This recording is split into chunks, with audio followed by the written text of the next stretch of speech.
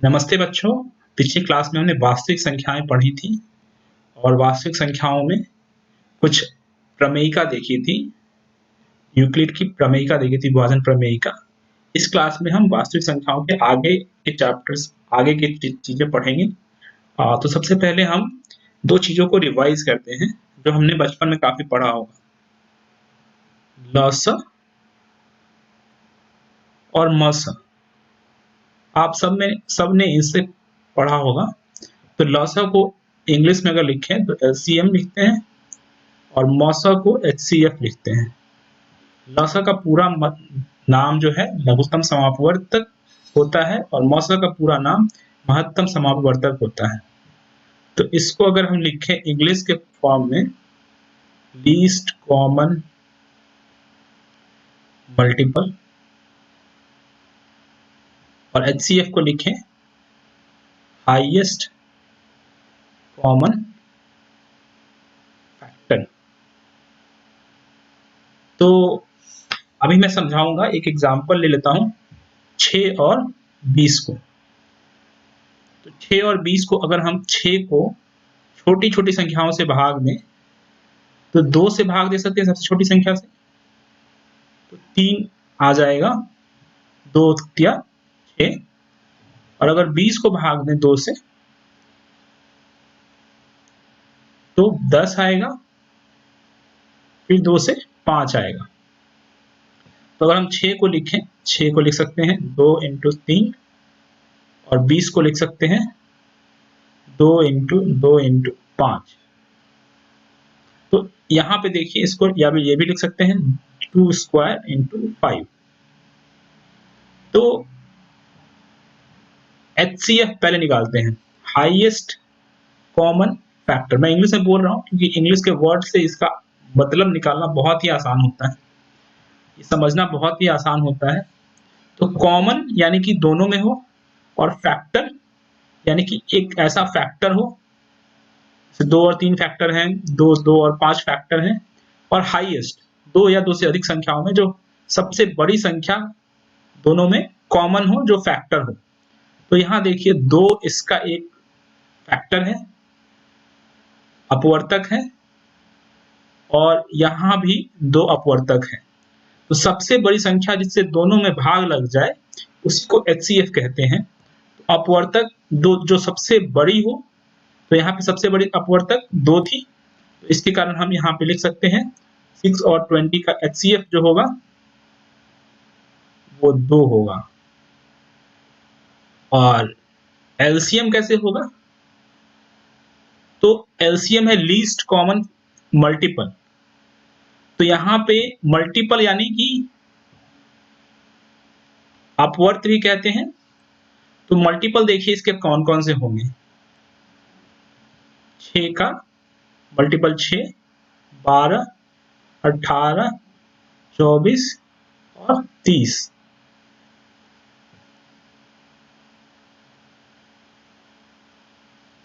और 20 का 20, 40, 60, 80।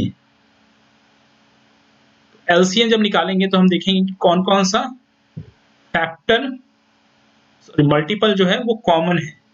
तो 2 इसका 2 स्क्वायर कॉमन था, फिर 3 कॉमन हो जाएगा, लीस्ट कॉमन मल्टीपल निकाल रहे हैं तो फिर 5 हो जाएगा।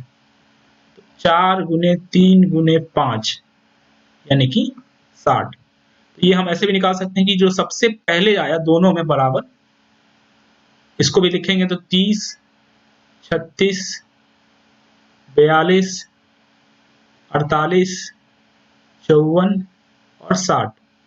तो 60 सबसे पहले आ रहा है। तो ये LCM निकालने का तरीका ये भी है कि यहां से जो फैक्टर्स जो भी आए उनके मैक्सिमम पावर को लिख दीजिए आप। 2 का पावर 2 है मैक्सिमम, 3 का पावर 1 है मैक्सिमम, और 5 का पावर 1 है मैक्सिमम।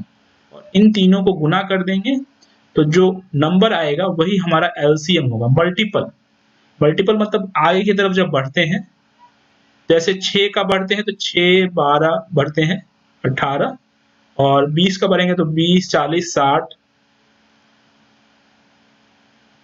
60 ऐसे बढ़ेंगे। तो कॉमन जो होगा मल्टीपल होना चाहिए, मल्टीपल, कॉमन मल्टीपल और लीस्ट सबसे छोटा। तो ये एलसीएम भी निकल गया 60 जो हमारा था, और एचसीएफ भी निकल गया 2। अब यहाँ ध्यान देने वाली बात एक और है कि एचसीएफ और एलसीएम का जो गुणनफल होता है वो दोनों संख्याओं के गुणनफल के बराबर होता है। संख्याओं का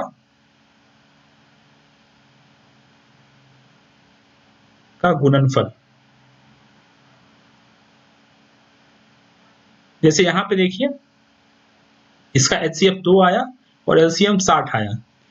2 गुने 60 एलसीएम इंटू एचसीएफ बराबर, और करेंगे तो 120 आता है। और इन दोनों का मल्टीप्लीकेशन जब करते हैं, जब गुना करते हैं हम, तो 6 इंटू 20 भी 120 ही होता है। तो इससे पता चलता है कि HCF into LCM equal to संख्याओं का, दो संख्याओं का गुणनफल। दो संख्याओं के लिए ये वैलिड है, लेकिन ये काफी महत्वपूर्ण परिणाम है जिससे हम आगे निकाल सकते हैं। तो बच्चों यहाँ पे क्या क्या सीखा हमने सीखा कि 6 को सबसे पहले तोड़ेंगे छोटी छोटी अभाज्य संख्याओं से, फिर 20 को भी तोड़ेंगे छोटी छोटी अभाज्य संख्याओं से 2 2 5 करके, और फिर दोनों का कॉमन फैक्टर लिख के, जो सबसे छोटा फैक्टर हो 2, उसको लिख के एचसीएफ निकालेंगे, और लीस्ट कॉमन मल्टीपल निकालने के लिए जो सबसे ज्यादा पावर है उसको मल्टीप्लाई कर देंगे। 2 का सबसे ज्यादा पावर 2 था, 3 का सबसे ज्यादा पावर 1 था, और 5 का सबसे ज्यादा पावर 1 था। उसको मल्टीप्लाई कर दिया, गुना कर दिया हमने, तो 4 3 12 5 60 60 आ गया। HCF into LCM equal to संख्याओं का गुणनफल। अब हम एक दूसरी संख्या लेंगे, फिर उसको भी इसी तरीके से निकालने की कोशिश करेंगे। तो हमारी संख्या है 96 और 404। तो 96 का गुणनखंड अगर हम निकालें तो 2 से भाग देंगे तो 48 आएगा, फिर 2 से भाग देंगे तो 24 आएगा, फिर 2 से भाग देंगे तो 12 आएगा, फिर 2 से भाग देंगे तो 6 आएगा, और फिर 2 से भाग देंगे तो 3 आएगा। और 404 को अगर करें इसी तरीके से, 2 से भाग देंगे तो 202 आएगा, और फिर 2 से भाग देंगे तो 101 आएगा। अब एक किसी से भाग नहीं लग सकता, तो अगर हम 96 को लिखना चाहें तो लिख सकते हैं 2 टू द पावर 1 2 3 4 5, 5 बार 2 आया है तो 2 टू द पावर 5, 2 का घात 5 इंटू 3 लिख सकते हैं, और 404 को लिख सकते हैं 2 का पावर 2 इंटू 101। तो अब बच्चों बताओ कि एलसीएम क्या होगा और एचसीएफ क्या होगा इस नंबर्स का।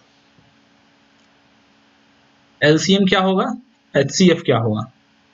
तो एलसीएम हमने बताया था कि सबसे छोटी संख्या जो दोनों में हो, जैसे 2 का पावर 2, और यहाँ पे 2 का पावर 2, यहाँ पे भी 2 का पावर 2 है, 5 में 2 का पावर 2 है, इसको लिख सकते हैं 2 into 2 into 2 into 2 into 2 into 3।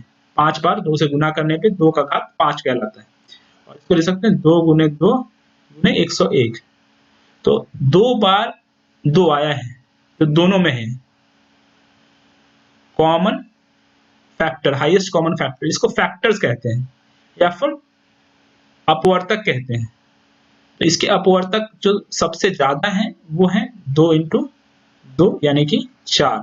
और एलसीएम कैसे निकालने के लिए बोला था बच्चों, सबसे ज्यादा पावर जो होगा उसको लिख देंगे। 2 का पावर 5 आया इंटू 3 का पावर 1 आया इंटू 101 आया, और तो इसको लिख सकते हैं 32 गुने 3 96 इंटू 101।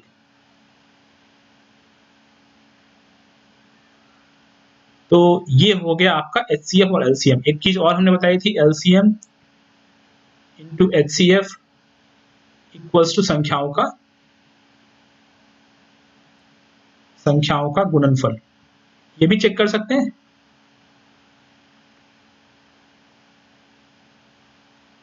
तो संख्या क्या क्या है, 96 और 404, और एलसीएम क्या है 96 इंटू 101 इंटू HCF क्या है 4। तो ये अगर हम देखें तो 96 इंटू 4 101, ये हो जाएगा 404 और इसके बराबर। तो दोनों संख्याएं बराबर हैं, इससे हमें पता चलता है। तो अंकगणित की आधारभूत प्रमेय ये कहती है, जो हमने पढ़ना स्टार्ट किया था, अंकगणित की आधारभूत प्रमेय ये कहती है कि प्रत्येक भाज्य संख्या, जो भी भाज्य संख्याएं होंगी, भाज्य और अभाज्य संख्या हमने पहली क्लास में पढ़ रखा है, तो प्रत्येक भाज्य संख्याओं को अभाज्य संख्याओं के रूप के गुणनफल के रूप में व्यक्त किया जा सकता है। जैसे कि 96 को 2 की पावर 5 और इंटू 3 के रूप में व्यक्त किया जा सकता है। 404 को 4 इंटू 2 इंटू 2 इंटू 101 व्यक्त किया जा सकता है। तो प्रत्येक भाज्य संख्या को अभाज्य संख्या के एक गुणनफल के रूप में व्यक्त किया जा सकता है। यही अंकगणित की आधारभूत प्रमेय है। इसमें एक बात ये भी है कि इसका जो 3 पहले लिखेंगे कि 2 पहले लिखेंगे, इससे कोई फर्क नहीं पड़ता। इसमें 101 पहले लिखेंगे कि 2 पहले लिखेंगे कि दूसरा 2 पहले लिखेंगे, इससे कोई फर्क नहीं पड़ता। तो ये संख्याओं के आने वाले क्रम, अभाज्य संख्याओं के आने वाले क्रम से मुक्त होता है इसका जो गुणनफल होता है। तो आधारभूत प्रमेय यही कहता है। अब आधारभूत प्रमेय का यूज करके हमने एलसीएम और एचसीएफ दोनों निकाला। एक एग्जांपल और लेंगे।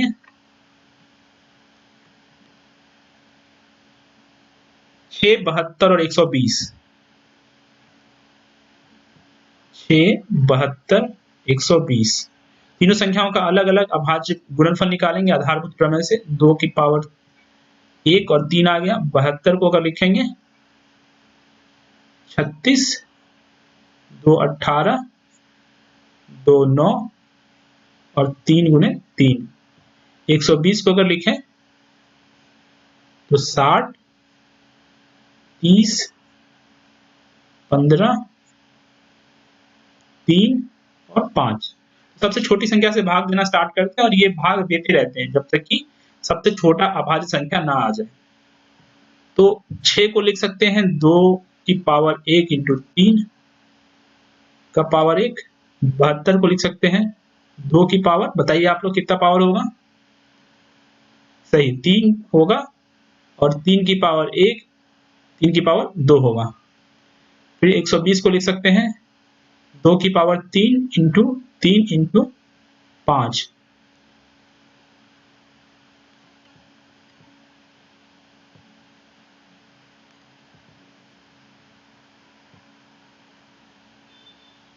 दो की पावर 3 इंटू 5।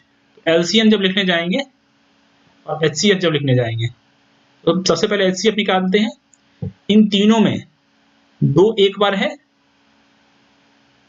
और 3 एक बार है, उससे ज्यादा नहीं है। तो एचसीएफ हो जाएगा 2 गुणे 3 यानी 6।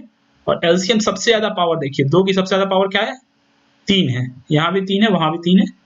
तो 2 की पावर 3, 3 की पावर सबसे ज्यादा क्या है? 2 है। घात 3 स्क्वायर इंटू 5। इसको लिख सकते हैं